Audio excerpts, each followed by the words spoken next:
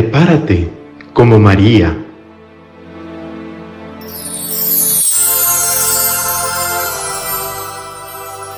El Señor esté con vosotros.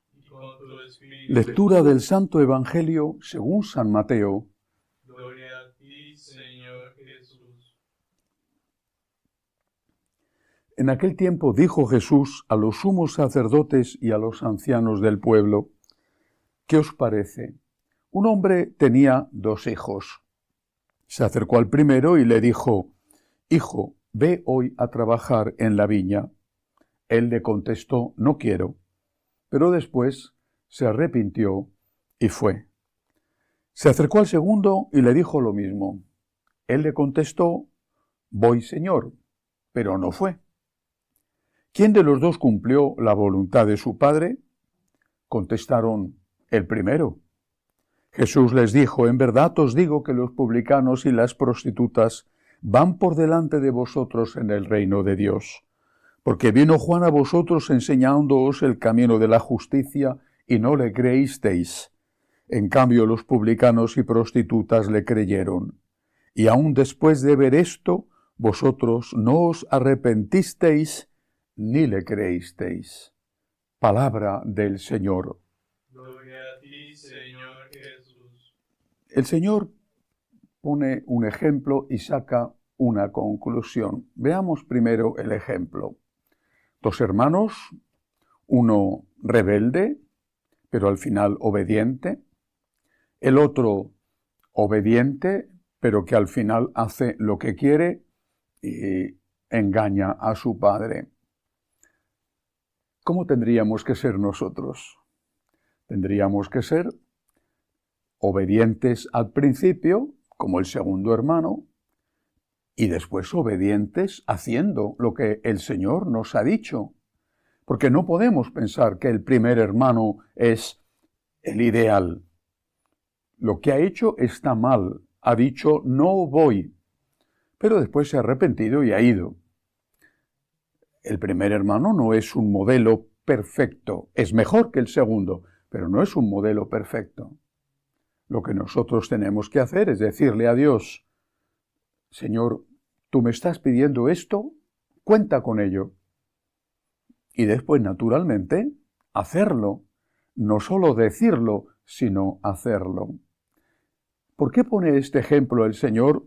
Y él saca la propia conclusión comparándoles a los fariseos que le escuchan sus clásicos enemigos, comparándoles nada menos que con los publicanos y las prostitutas. ¿Por qué?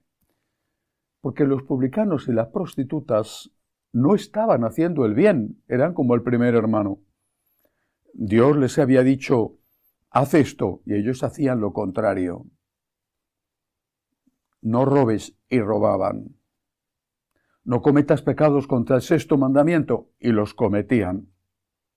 Pero se arrepentían, pedían perdón, y por eso acudían a Juan Bautista o al Señor. ¿Habían obrado mal? Tenían conciencia de que habían obrado mal. Se arrepentían. Aunque lo primero estaba mal hecho, el final era un final feliz. Se arrepentían. En cambio, esos fariseos, a los cuales el Señor criticaba, eran muy piadosos. Y eso estaba bien. Traduciéndolo a nuestro idioma, diríamos que iban a misa no solo los domingos, sino todos los días. Pero luego hacían lo que querían. No digo que esto hoy sea frecuente, quizá en otra época que yo no he conocido, donde había más hipocresía, porque la hipocresía consiste siempre en aparentar una cosa debido a que conviene delante de la gente. Hoy en día ir a misa es un descrédito, ir a misa es un obstáculo en muchos sentidos y es una causa de burla y de persecución. Por lo tanto, hoy la hipocresía con la misa, por lo menos en Occidente, ya no existe. Pero en todo caso, incluso venciendo esas dificultades que hay hoy para ir a misa, esas críticas, puede ocurrir que tú con eso consideres que ya es suficiente, que ya no tienes que darle nada más a Dios. O puede ser que te consideres a ti mismo bueno y que eso te da permiso para hacer otras cosas que no están bien hechas. Hay que ir a misa. Hay que rezar. Hay que decirle al Señor, te quiero. Hay que estar delante del sagrario. Pero también hay que intentar vivir de forma coherente. Y cuando no lo conseguimos, y ahí es donde viene el pecado, lo que tenemos que hacer es pedir perdón. El problema de los fariseos es que no tenían conciencia de culpa. ¿Por qué? Porque pensaban que con el cumplimiento riguroso de aquella complejísima ley, con cerca de 300 preceptos diferentes, ya era suficiente. Desde luego aquello era mucho, porque recordar los 300 mandamientos, no solo los 10, sino todas las minucias que tenían que aprenderse, requería un ejercicio de memoria importante. Pero no era suficiente, porque lo que importaba era el amor. Tú podías estar pendiente, por ejemplo, de que la carne no se cocinara en el mismo recipiente donde se había cocinado la leche, uno de los preceptos.